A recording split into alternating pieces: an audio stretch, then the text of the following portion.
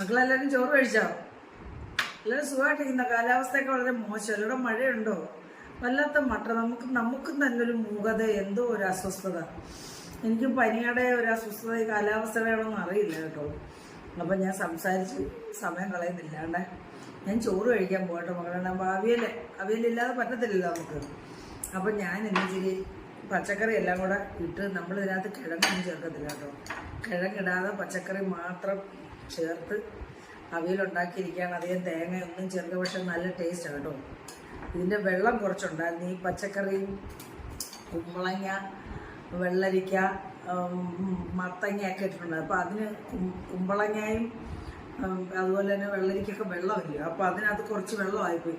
ആ വെള്ളമെല്ലാം ഊറ്റി ഞാൻ വെച്ചിട്ടുണ്ട്. പാറും കുടിക്കാം. പാറു ഭക്ഷണമൊന്നും കഴിക്കത്തില്ല. ഇനി കഴിക്കുമെന്ന് അറിയില്ല. അവൾ വൈകിട്ട് വരുമ്പോൾ കഴിക്കാൻ വേണ്ടി എടുത്ത് വെച്ചിട്ടുണ്ട്. പിന്നെ ഈ മക്കളെ, ഇത് വെണ്ടയ്ക്ക വറ്റിച്ചതാണ് കേട്ടോ. ശകലം വെളിച്ചെണ്ണ ചേർത്തിട്ടുണ്ട്. ഒരു ശകലം വെളിച്ചെണ്ണ. അപ്പോൾ അതിൻ്റേതായിട്ടുള്ള ഒരു ഇതുണ്ട്, വെള്ളമയമുണ്ട്.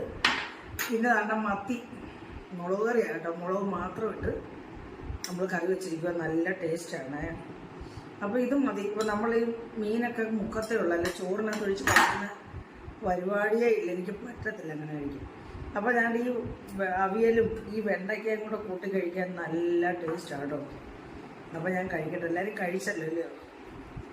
അപ്പം ശരി മക്കളെ കേട്ടോ.